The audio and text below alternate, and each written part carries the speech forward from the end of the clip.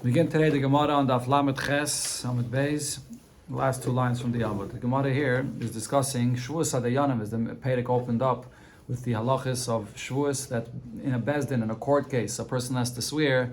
The example of this Mishnah was the Meide B'Miktsas, a person that admitted part of a claim, so he has to swear in the Bezdin. So here the Gemara brings a Braise that will discuss what it is that the Bezdin tells this person before he's going to make such a Shavuah. Tana Rabbanan, so we learned in the Braise, Shavuos HaDayanim. The Shavuah that the Dayanim administer an oath on this person, Afi B'Lishoina Nemra. So this Shavuah as well is said in its language, which means that you say it in the language that the person understands. It doesn't have to be said in Lashon HaKodesh. Now, Oimrim Loi, the Bezdin will say to this person, before he swears, you should understand what's happening here. Heavy Yedeya, you should know. Shekal Oilam Kulen is Dazeya. The entire world trembled. B'shah she'omer HaKadosh Baruch Hu b'Sinai. When the Eibusher said at Har Sinai, Loisisa es Shem Hashem Alekecha Lashav. That you should not say the Eibusher's name in vain, which is the source of the Isser for the person to swear falsely, even though simply Lashav, we learned earlier in the Masechta, refers to someone that swears falsely about something that everybody knows about. This is not exactly the source of the Isser of one swearing falsely in this case, but it's learned out from here. That's the same thing, Lasheker, Lashav. And when the Eibusher said this, the whole world trembled. And v'chol aveda shebetayda nemra ben v'nake. Regarding all other avedas in the Torah, it says a person can be cleansed. And the ka nemar, here the pasuk continues and says loy yenake. The person will not be cleansed. And v'chol aveda shebetayda, and all other avedas of the Torah, it says that nefraim mimenu, the person that's doing the aveda gets punished. The kan mimenu mishpachta. Here, the person and his family get punished as well. Shanem, as the pasuk says, al titein es picha, lachti es besarcha. Do not allow your mouth to say this falsehood, and this will bring a punishment for besarcha. Now, who's besarcha? Doesn't only mean your flesh, but ve'im besarei ala kroive means his family, his relatives. Shanem, as the pasuk says, umipsarcha loy tisalam. Do not turn away from your basa, which is your family. All other avedas in the Torah, nefraim mimenu, he is punished, and v'kan mimenu umikol oilam kulai. The person that's swearing falsely and the entire world will suffer from this. Shanem, as the pasuk says, Allah v'kichesh, the person swore falsely, and the pasuk goes on to describe that what happens, that it will bring suffering to the whole world.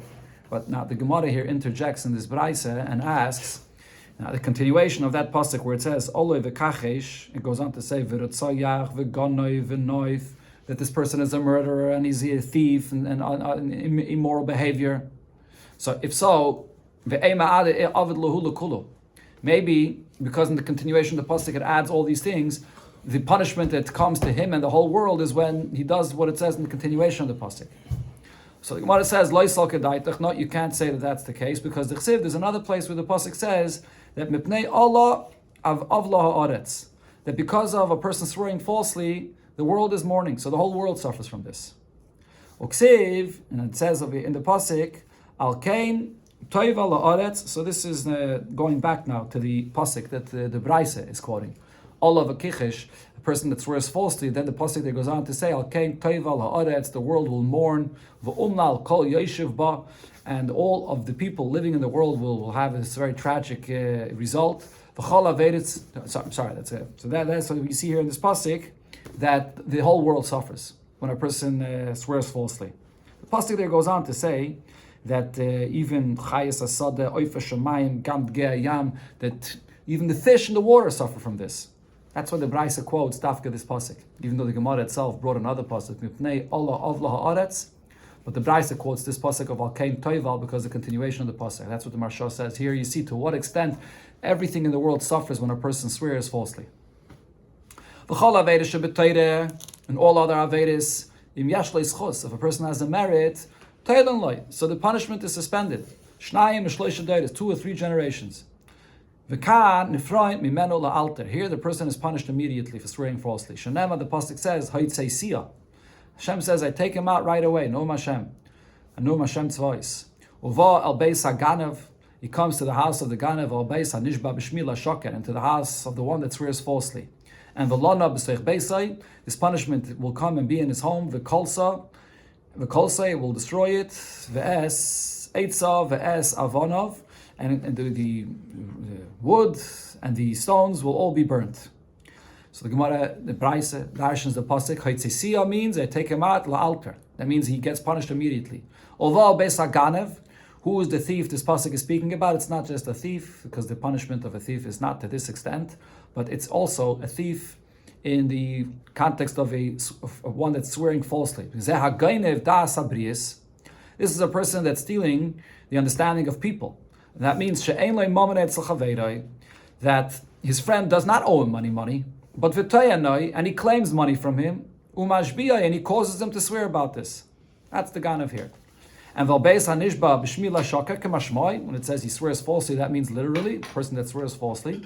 And the pasuk says Velona betoich beisai, and it comes and it dwells in his home, and v'chilatoi, it will destroy his home. There's eitzav v'savana, not only the wood which is flammable, but even the stones as well. So from this you learn dvarim she'ein eish u'mayim mechalanaisam, even things that usually fire and water will not destroy them. Shavuos shekem mechalaisam. Swearing falsely will cause a destruction in this as well. Now, if this person, after he hears this warning of the Bezdin about the severity of swearing falsely, so if the person says, Eini nishba, if so, I'm not swearing. So, they immediately let him go, that he doesn't have to swear, and doesn't mean he's let go. It means they're not going to allow him to swear. He doesn't want to swear, and he has to pay immediately because he refuses to swear, and that's it. They don't want him to retract from this decision he made not to swear. But if the person says, nevertheless, I'm still going to swear, so the people standing there say to each other, remove from the tent of these wicked people. This is the pasuk that it says by the Das Kairach when they were fighting with Moshe. So over here, it's referring to, the Gemara will explain what it's referring to, not only the person that's swearing falsely, but also the other Baldin that made the claim against him. When Bezdin comes to actually have him swear, they say, have a yedeya, you should know, you're not swearing based on your understanding of what it is the Yishvua is. You're swearing based on the understanding of Hashem and the understanding of the Bezdin. We find by Moshe Rabbeinu as well, when he didn't take an oath to fulfill Torah right before they were entering into Eretz Yisrael in Arvis Moav, and he said to the Yidden, you should know, you're not swearing based on your own understanding, and Yidden could think that they're accepting based on their own understanding. No, it's on what the Eibish's understanding, and Moshe Rabbeinu says on my understanding. As the pasuk says, "V'loi itchem levatchem v'goymer," and here the Gemara darshans "V'loi itchem" means not what's with you, not with your own understanding. Am I having you take this oath, but with what the Eibishter, the das of the Eibishter and Moshe Rabbeinu's das. Well, this is a piece that the Gemara discussed earlier in the Masechta, why it says das Hamokim and the das of Moshe. Now the Braise parenthetically discusses also who was included in this oath. It says that whoever is present here today, so the Gemara says, or the Braise says, so that would include only those that were there at Har Sinai, even though we're discussing Arvis Moav, but it's the same also by when Yidden received the Torah at Har Sinai, that the Yidden accepted the Torah with an oath, and then it was repeated again at Arvis Moav. So I would think that it's only the ones that were physically present there. In future generations, the Gadim is Gayer, and the Gadim that will convert in the future generations, Binayin, how do I know that they're included in this oath as well? Even those that are not physically present, their neshama is here, and they are included in this oath as well. Now, the oath refers only to those mitzvahs that they received then at Har Sinai. Mitzvahs for Hasidas le'is Chadish. Mitzvahs that are going to be nitzchadish, that will be later, Kagay Mikra Megillah. For example, the mitzvah to read Megillah, Minayin, how do I know that it's included in this oath as well? The pasuk says in the Megillah, Kimu v'kiblo, that when the Yidden accepted upon themselves the mitzvah to read the Megillah, so it says Kimu v'kiblo. What does this mean? Kimu, that now they are fulfilling Masha Kiblu Kfar, what they already received from before. They already accepted upon themselves at Har Sinai and by Arvis Moav to fulfill mitzvahs, including all mitzvahs of the future. And now, by the story of Purim, is when they actually are fulfilling what they already accepted from before. Till here is the Lashon of the Braise. Now, the Gemara will begin to explain this Braise piece by piece. Let's talk to Gemara. My afhi b'lashoina nemra. What does the expression of the Braisa mean when it says that when one swears, so he swears in his own language, and it says afhi. This as well is said in his own language. Says the Gemara Keditan, this is a continuation of what it says in the Mishnah, in Masechta Saita. There it says, Eilon Amarim B'chol Lashon, these are said in all languages. Parsha Saita, the Parsha of Saita, and Vidi Meiser, when one confesses for the Meiser, that once in 3 years, that he separated all Meisers. Kriya Shema could also be said in every language. Tefillah, davening, a Birchas Hamazon, benching, Shavuos Ha'edus, Shavuos Ha'pikadim, when one swears for testimony or regarding a deposit that he has. So those are said in all languages, and the Gemara in Saita brings psukim for all of this. The Kamanami, and here this Braisa follows up and says that Shavuos Hadayanim Afhi B'Lashoina Nemra. Shavuos Hadayanim is also in the language that the person is speaking, in any language. This is the Pshat in the Gemara that Rashi says, well, there are Rishonim that say that the Pshat in the Gemara actually is B'Lashoina, means it has to be said Dafke in Lashon HaKodesh. And when the Gemara here quotes this Mishnah from Saita, it really means Be'ikeh, the continuation of that Mishnah, where it lists the things that must be said Dafke in Lashon HaKodesh, and the Shavuot over here as well must be in Lashon HaKodesh. Now, Amamar, the Braisa went on to say, we say to the person, have a yedei, you should know. The world was shook and trembled when the Eibusha said this Isser of not to say the Eibusha's name in vain when one swears falsely. So my time, why only regarding this did the world tremble? If you'll say the reason is Mishum Disyav B'Sinai, because this is from the Aseret Adibris at Sinai, and the world trembled then. So that's not only this. As Esed Dibris Nami, all of the 10 commandments, the world trembled. Esed Dibris Nami Yisyav, they were all given then at Har Sinai. The Ella, the reason is Mishum the Chamira. There's something that's more stringent about this Isser of Leisisa from the Aseret Adibris, but the question is, what's more stringent about this, more than the stringency that we find by other Averis? Or Michamira, is it more stringent? But V'Hatan or V'Hatani, we learned in the Braise where it says Elo Hen Kalos. These are the lighter mitzvahs, Esa v'Loisese, and Esa and the Loisese, where there's no punishment of Karis or Mrs. Bezdin. Chutz Leisisa. Leisisa is a Loisese, but it's not included in the lighter mitzvahs.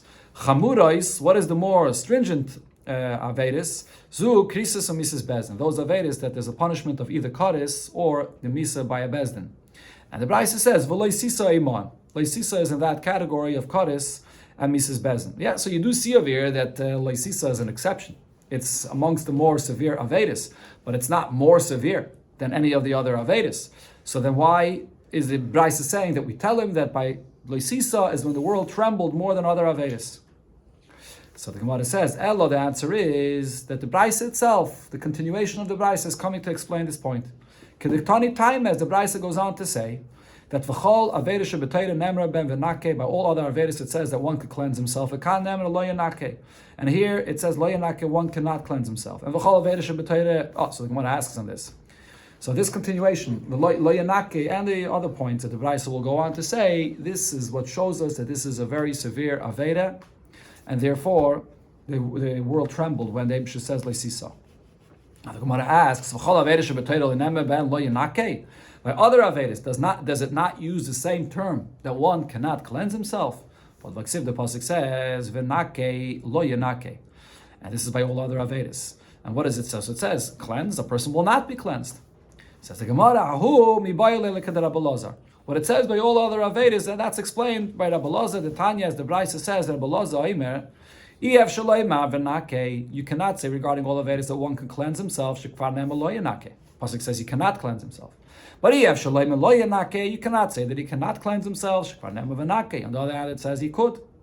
So what is it by all other Averis? If one does tshuva, he'll be cleansed. And he will not be cleansed if he does not do tshuva. So that by all Averis, when one does tshuva, he's completely cleansed and there's no punishment at all. Here though, regarding the Isser of swearing falsely, even if he does tshuva, he'll be cleansed, but only with a punishment. The Braisa went on to say, by all other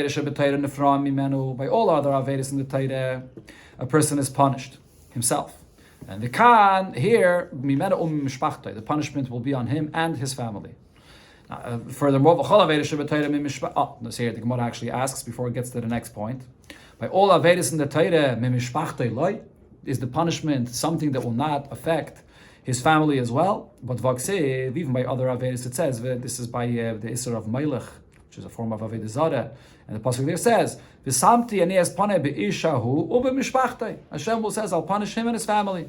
And V'tanya the Brisa says, "Amar Rab Shimon im hu chot mimishpachtei machotas." If he sinned, what's the sin of his family? Loi malacha. So this teaches you, ein lecha mishpacha. You don't have a family sheyesh ba moiches. There's one tax collector that is taking advantage of the fact that he's collecting taxes and he collects even what's not supposed to, and he steals. She'en kula moichsen, and they're not all tax collectors like him. They steal like him. Or v'sheyesh ba listim, a family that there's robbers in the family. She'en kula listim, they're not all robbers. They're all together with him in this, and they're all covering for him. They cover for him, and therefore the whole family gets punished. So why are we saying that only over here for swearing falsely the family gets punished? And it says the Gemara Hasam bedina achrine. The family gets punished as well, but with a lighter punishment, not in the same level as him. Hacha bedina didei. Here, by one swearing falsely, the family all gets punished on the same level as the person himself that swore falsely. Kedetanya, as we learned in Abraisa, Rebbe says, "V'chrati oisai," that he will get kares. Ma tamud loima. Why does it say this term oisai? L'fi shenema, v'samtenias ponai, that I will punish the whole family. So yachol kol mishpacha kulu b'kares. I would think that the whole family gets the same punishment as kares, like the person himself.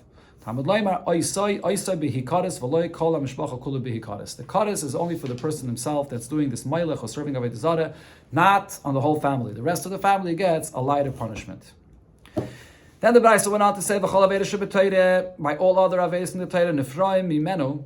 So the person himself is punished, but v'kan mimenu mikol olam kulay. The rest of the world as well will suffer from the aveda that he does. Okay, here the next part that was already quoted before. The Gemara explained it already before.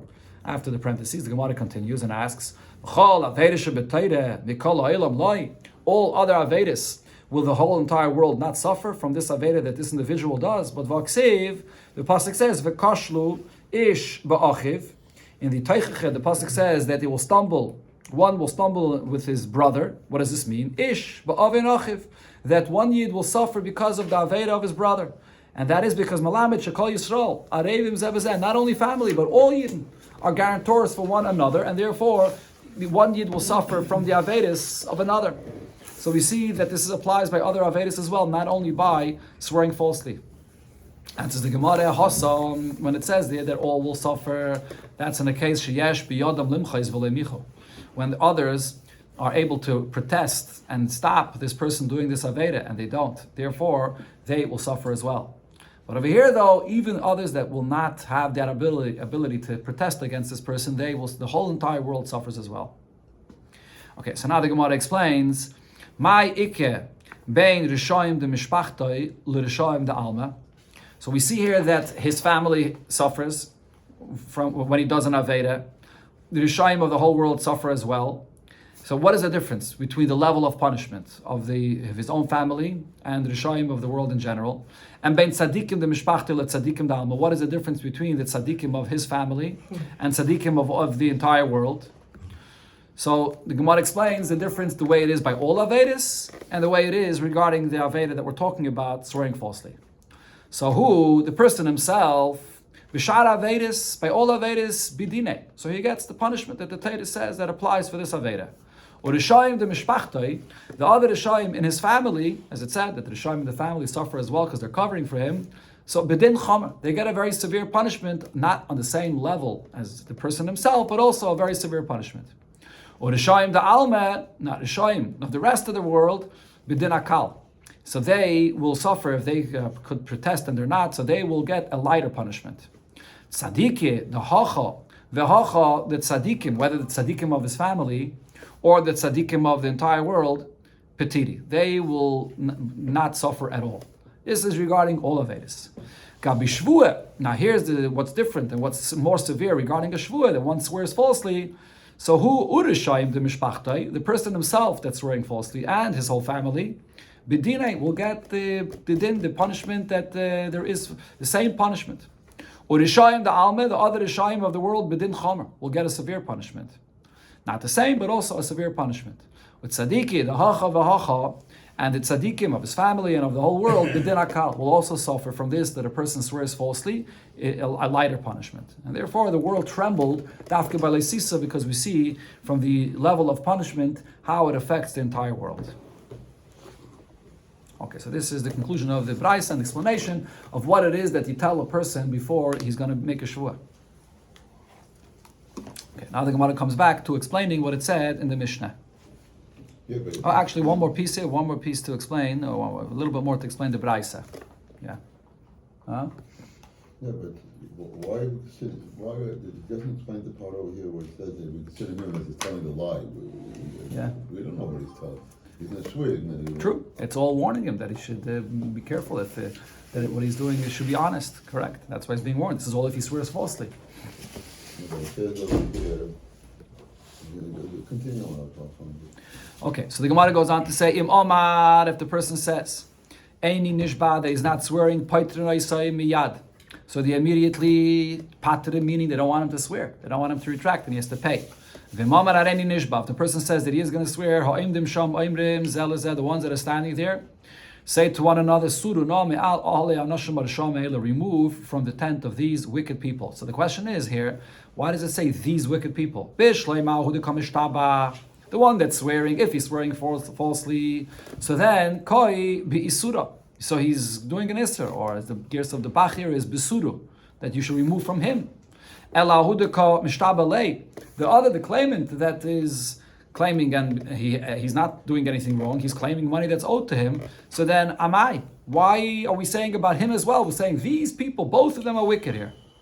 And says the Gemara, Kedetanya, the answer is like what we learned in a Braisa, that Rav Shimon ben Tarfa Noimer, when it says Shavuos Hashem, Tia bein shneim, that the oath of Hashem will be between these two, Malamed, this pasuk teaches, Shechala Shavuah al shneim, that the effect of this Shavuah, when there's a false Shavuah here, it affects both of them, meaning the claimant as well has a part in this. And Rashi says the reason is because he's doing business dealings with such a kind of person, which is not honest, or even the fact that he lends him money. He lends money into such a person which is not honest, and then causes to get into this trouble, where there'll be an intayta, and this person will swear falsely. So even the claimant as well takes a certain blame in this, that he's causing this false shvuah, and therefore we can say on both of them, surana from al hanashim harisham ela, that both of them are the shayim.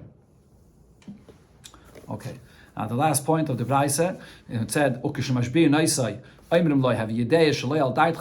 he swears, we tell him he's not swearing with your own understanding, but you're swearing with our understanding what the meaning of Yeshua is. Why do we have to say this to the person that's swearing? Why do we have to say this to him? The answer is Mishum Kanye de Rava, because of the story that happened with the Cain in the Bezdin of Rava. The story that happened there is, we had it already a few times early in the Masechta as well, that the person had to swear. And in order to swear, as we learned before, you have to hold a Sefer Torah. So he tells the person that's claiming the money from him, here, take this cane, hold it for me. And inside that cane, which was hollow, was the money that he owed him. And the claimant is holding it in his hands now. And he swore, holding the Sefer Torah, that I gave you the money. And it was inside the cane, though. He was holding the money in his hands. And then later, it was discovered what he did here. And because of this, he has to swear with the understanding of the Bezdin and not with what he is thinking with such a kind of trick. Okay, now, going back to the Mishnah. The Mishnah said that in order to be chayav the shvuah of Maida b'miktzas. So again, the shvuah of Maida b'miktzas is when there's a claim and a person is denying part of the claim. That he said, part of it he says, I don't owe, and part of it he says, he admits that he owes. So what's the minimum amount to be chayav the shvuah? So the Mishnah said, Hatayne shtei kesef. The claim has to be 2 kesef. Okay, we'll see soon the source in the pasuk here, but that's what it said in the Mishnah. The claim is 2 kesef. So it says the Gemara, Amar Rav. Rav explains, what does the Mishnah mean when it says the taina? It doesn't mean the initial claim of the claimant. Rather, it means kfiras taina shtei kesef. The amount that the defendant is denying has to be the minimum amount of denying 2 kesef. Okay, so what does it say in the Mishnah? It says in the Mishnah that he is the taina shtei kesef, and the Mishnah went on to say the hoidah, what he's admitting to, has to be at least a shava pruta. So according to what Rav says, what this means is the minimum of the claim has to be 2 kesef plus another pruta, and now what he is denying, the kfira, has to be 2 kesef, and then the hoidah, what he admits to, has to be a minimum of a shava pruta. That's Rav's pshat. Shmuel Lama Shmuel says, Taina Atzma, Shtei Kesef. No, the pshat of the Mishnah is the claim, the actual claim of the claimant is 2 Kesef. Then Afilu Kafar Elo Bepruta V'lo Hoida Elo Bepruta. Then what he's denying and what he's admitting, over there it can be the minimum amount of money. A pruta of what he's denying and a pruta for what he's admitting. And he'll be chayiv. That's the pshat in the Mishnah. Huh? So Shmuel is saying that the taina goes on the original claim, not on what he's responding, what he's denying. The claim from the claimant, the amount that he's claiming is shtei kesef. What he's then denying from this claim and what it is that he's admitting, over there, both of that could be just a shava pruta. Omar Rave, so Rave says, Deikimas nisim kavasei de Rav. The lashon of the Mishnah sounds more like what Rav is saying. Ukroi, and the lashon of the pasuk, the source of the shvuah of Moed B'Miktzas in the pasuk, kavasei de Shmuel, sounds more like what Shmuel says. Now, Deikimas nisim kavasei de Rav, the words of the Mishnah sounds like what Rav says, because the Ktani, the language of the Mishnah is Hataina shtei kesef. The claim is shtei kesef. V'hoida shava pruta. And what he admits is a shava pruta. Now the Mishnah is missing something. It doesn't say how much he has to deny. So therefore it's understood, V'ilu kfiras taina pruta, or Rashi takes out the word taina kfira pruta, like a tani. It doesn't say the amount that the kfira, the amount that he has to deny is only a pruta. Like Shmuel said. Shmuel said that just like what he admits is a pruta, the kfira, the amount that he denies, is also just a pruta. But it doesn't say that in the Mishnah. It says the taina is shtei kesef, and then it says the haida is a pruta. So the way Rav understands this is, the taina, it's all talking about the defendant. It's not talking about the original claim from the claimant. It's saying this, that the defendant is denying and he's admitting. So what he denies has to be shtei kesef, and what he admits to has to be a pruta. So from this it's understood that, so what's the minimum that has to be claimed from him? Shtei kesef plus a pruta. And then what he denies is shtei kesef, and what he admits is a pruta. That's what it's mashma the Mishnah. So again, the point of the mashma is, because the Mishnah skipped something according to Shmuel. It doesn't say taina and then kfira. So the taina in the Mishnah means only what the defendant is talking about, the kfira of the defendant. That's the lashon of the Mishnah. Now there's another Mishnah as well in Bab Metzia. It's being more than a shava pruta, so everything else besides a shava pruta is being kaiferin. Right. Okay, but that would, if the original claim is shtei kesef, then when he's admitting to a shava pruta, that means that what he's denying is less than shtei kesef. That's what Rav says. That's not enough. The actual denial itself has to be shtei kesef. So the original claim has to be shtei kesef plus a pruta. Only then will he be chayiv because he's denying shtei kesef and admitting a shava pruta. And that's the type of the Mishnah. If it's less than shtei kesef, so then he's going to be potter.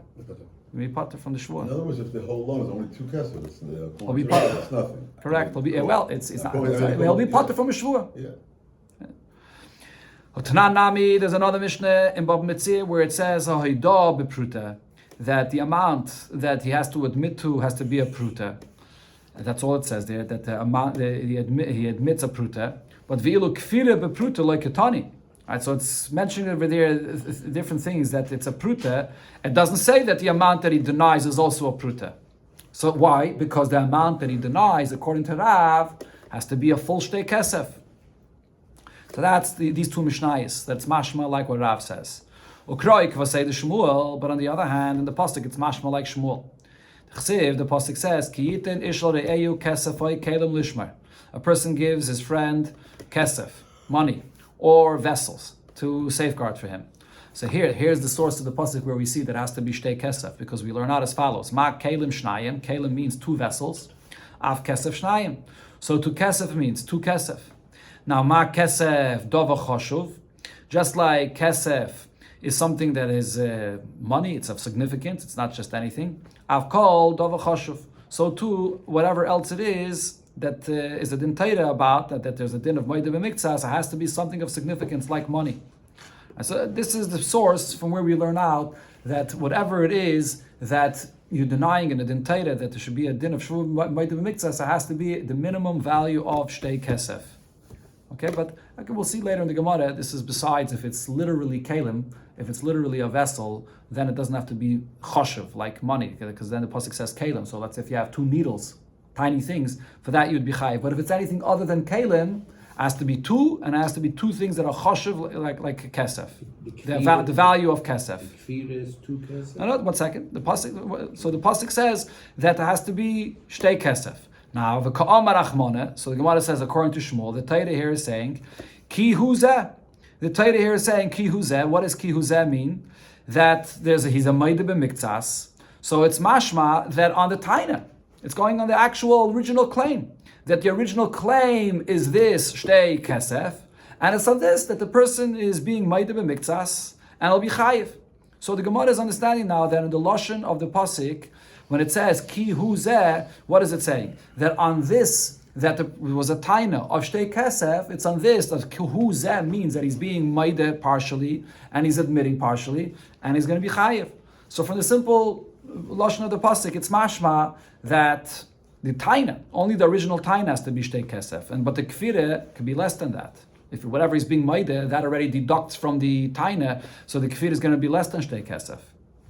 Okay, now, the way the Gemara understands it at this point is that the limud is from the extra words here. It says kihu zeh. So that because it says kihu zeh, so it's coming to say that this claim of 2 kesef, that's enough to be chayiv.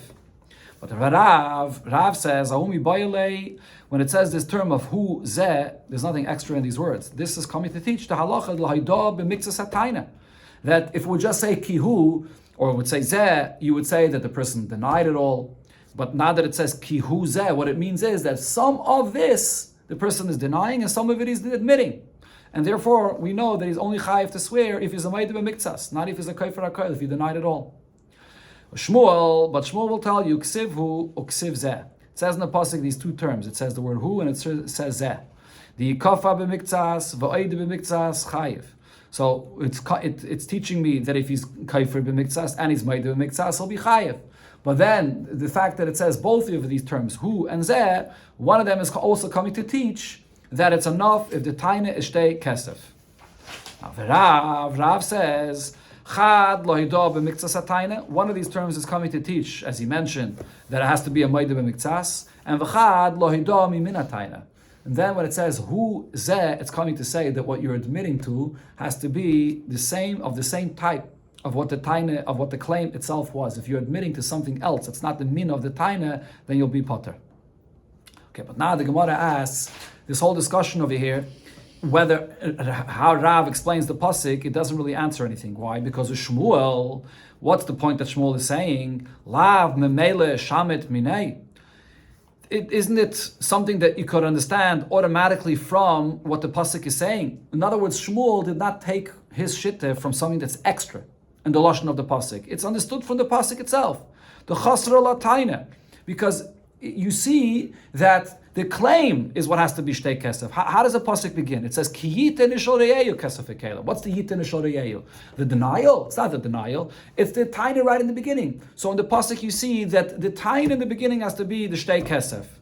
And then when the pasuk goes on to say ki hu zeh, that he's a ma'idah b'miktsas, so automatically, if he's being ma'idah in part of that claim, so that means that the kfirah, what he's denying, is not going to be the full shtei kesef. So it's missing from the in the kfirah, in the amount of shtei kesef. So how could Rav say that the kfirah also has to be shtei kesef? So in the simple pshat of the pasuk, you see this. Amalach Rav, so Rav will answer you. No, kesef, when it says over here in the beginning of the pasuk that the claim itself is kesef, and you compare it to kalim, that has to be 2 kesef. Ki asa me'ikare lekfiru da'asa. In the beginning of the pasuk, when it says there kesef, it's not talking about the claim. It's talking about the denial. Why? Because the im kain, if kesef that's written in the beginning would be speaking about the original claim, lichtev rachmane, it would be enough for the Torah to say ki yitne shore'eyu kalim lishmai. Person gives kalim 2 vessels for his friend to safeguard. And from this itself, I would already learn out ma kalim shnayim. It says the plural term that it's 2 kalim. Av kol shnayim. So any time to be chayiv for ma'idah b'miktsas has to be 2 kalim. Kesef, the kasav, Rahman Alamali. So the term kesef that it says here is extra. I could already learn from kalim what exactly it is that you would be chayiv for 2 kalim. So therefore I say as follows. If the term kesef that's written is extra and it's not needed for the original claim, Taneu inyan lekfira. It's used to teach regarding the denial, that by the denial it has to be 2 kesef. It's not enough if the original claim is 2 kesef, but the denial as well has to be 2 kesef. But a Shmuel Amalach, Shmuel responds to this. No, the word kesef in the beginning is not extra, because ikasav rachmana kalim v'lekasav kesef, it would only say kalim, and it would not say by the original claim the word kesef. So havamin, I would say ma kalim shnaim av kol shnaim. I would know that the original claim has to have two things in it, like the lashon of kalim, that's two. But aval davar chashuv lo binan. I wouldn't know that it has to be something that has the value of kesef, of two kesef. Kamash malon, therefore it has to say that it has to be two, and it has to be two in the value of kesef. So, what? Even kalim. Not kalim itself, actually. We'll see from the continuation of the Gemara on Daf Mem. If it's actually kalim, it could be any kalim. As I mentioned, even 2 needles. But if it's two that are not kalim, then it has to be something which has the value of kesef, of 2 kesef, like 2 kalim. Right? What could be if it's not 2 kelim? What is it? Anything else, any other valuable piece of silver, a piece of gold, whatever it is, it has to have the value of 2 kesef. Okay, so that's kamash malon. So that's why it has to say here the word kesef. Okay, so this is the machlekes in the source in the pasuk. Okay, now the Gemara brings from what it says in our Mishnah, the continuation of our Mishnah, how to explain the continuation of the Mishnah, both according to Rav and Shmuel. Says the Gemara Tanam, we learned in the Mishnah. Okay, this is going to go down to the next part of the Amud. I'd like to try to finish this. So the Mishnah says as follows: Shtei kesef yesh li biyotcha, that he was claiming you owe me 2 kesef. And the defendant responds, En lecha biyadi ela pruta. No, I only owe you a pruta. So the Mishnah says pater. He's going to be pater from a shvur in this case. So what's the reason he's pater here? This is a perfect case of a maida b'miktzas. 2 kesef, and he responds and says, I only owe you a pruta. So my time, what's the reason he's pater? This is exactly what Rav is saying. Lav, don't you think the reason is because there's something that's missing over here now in the denial. Since the claim was only 2 kesef, and now when he denies, he's admitting a shava pruta, that means that in his denial, there's less than shtei kesef. And according to Rav, the denial has to be 2 kesef. And that's what the Mishnah is saying, that you're going to be pater. Or to Yufta the Shmuel, so this refutes what Shmuel said. So Shmuel answers, that's not the understanding of the Mishnah. Mi savres, do you think shavekatani, that when the Mishnah here says 2 kesef and then it says a pruta, that it refers to money in the value of 2 kesef, and he's admitting to money in the value of a pruta? That's not what it means. Dafka katani, the Mishnah when it says shtei kesef means literally 2 pieces of silver. He's asking him, he's claiming you owe me 2 pieces of silver. And then the person is admitting to, I don't owe you only silver. I owe you copper. So the reason why he's pater is because mashatanoi, what he claims from him, loy hoydalai, he did not admit to, and mashahoydalai, and what he admitted to, which is copper, loy tanoi, he never claimed from him. So this is an example for this halacha, that your claim and when you admit to has to be of the same type. If it's a different type, you're pater. That's the pshat. Says the Gemara, so now let's see what it says in the continuation of the Mishnah. The Mishnah goes on to say, Shtei kesef upruta yesh li biyotcha. When the claim is, you owe me 2 kesef plus a pruta. And he responds, En lecha biyadi ela pruta. I owe you only a pruta. Chayiv. So here the Mishnah says, he will be chayiv. So what's the pshat over here? If you're going to say the pshat is like we originally thought, that we're not talking about literally a piece of silver, but we're talking about money, and the value of 2 kesef plus a shava pruta. So Mishum Chayiv. So then it makes sense what the Mishnah here says. Yechayiv. He claimed from him the value of money in 2 kesef and a pruta. He admitted to him a pruta, and he had denied the shtei kesef, and he's chayiv. But Eli Yomre Dafke. But if you're going to say the pshat here is literally that he's claiming from him 2 pieces of silver plus a copper coin, plus copper, and he's admitting to copper, only copper. So amai chayiv. So if in such a case, why would he be chayiv? What the claim was is not what he admitted to, and what he admitted to is not what he claimed, because he claimed from him silver and copper, and what is he admitting to? Only copper. So it's not what the claim was, which was also silver. So why would he be chayiv in this case? Says the Gemara, the pshat that we said, that the Mishnah means dafka, that it's speaking about a piece of silver, a piece of copper. This is all a pshat that we're saying according to who? According to Shmuel. Now, according to Shmuel, this is not a question, because Omer Rav Nachman Omer Shmuel. Rav Nachman said in the name of Shmuel, Tanai chitin usa eiden. V'haydulei be'echad man. In a case where the claim was, you owe me wheat and barley, and what did he admit to? He admits to one of them, I owe you only wheat or only barley. So what do I say in such a case? That You could say on one hand that it's not the same type because he claimed both and he admitted to only one, or you could say, no, but I admitted to one of what was the type that he claimed. And Shmuel said in such a case, chayiv, that you are chayiv. So therefore, according to Shmuel, this is also the pshat of here in this case of the Mishnah. He claimed from him silver and copper, and he admitted only to copper. Says the Gemara, like the pshat that Shmuel says, that the Mishnah, the words of the Mishnah have to be taken literally, dafke, that it's speaking about a piece of silver, a piece of copper, and not money in the value. So we see this Mediktani Sefer, the Mishnah goes on to say, litre zav yeshli biyotcha, a weight of a liter of gold I have in your hands. And he responds, no, I only have a liter, this weight of silver. So the Mishnah says potter. In such a case, it'll be potter. Now, what's the reason he's potter in this case? If you're going to say that the Mishnah means literal silver and gold, not value, not money in the value of silver or gold, but literally silver and gold, shemachi potter. Therefore, we understand he's asking him for gold, and he responds, I only owe you silver, so he's potter. It's not the same type. But if you're going to say that the Mishnah means the value, money of silver and gold, amai potter. Why would he be potter over here? Litra tuva haved. He's asking him for a litra of gold, which is a big amount in the value of money. There's definitely enough of an amount to the amount of shtei kesef to be chayiv. So we see in the end of the Mishnah that over here it means literally pieces of silver or a bar of gold. So Elam the Sefer Dafke. So now the Gemara comes around and says, wait a minute, if this is the case, so we see clearly here from the Sefer of the Mishnah that it means Dafke. We're talking about the material of silver and gold. If so, Reisha Nami Dafke. In the Reisha, the case that we started with, the case of Shtei Kesef, and then he's made it to a Prute, that also means Dafke. Mamish, a piece of silver and a piece of copper. If so, we should say, Lemetev to Yufta de Rav. So this pshat in the Mishnah that we see here, this should refute what Rav says. Because it's not the same min, it's not the same type. That's why he's potter, because it's literally silver and he's only admitting to copper. But if it would be shaveh, if it would be the value in money in this amount, you would be chayiv. Even though what he's being kaifer is not the amount of shtei kesef, because the whole claim was just shtei kesef. So this should refute what Rav said. So Rav says, no, in my opinion, the pshat of the Mishnah is different. Kula masnisin shaveh. Really, the pshat in the whole Mishnah is not literally a piece of silver or a bar of gold or a piece of copper. The Mishnah is talking about money, the value of silver, the money and the value of silver and the value of gold.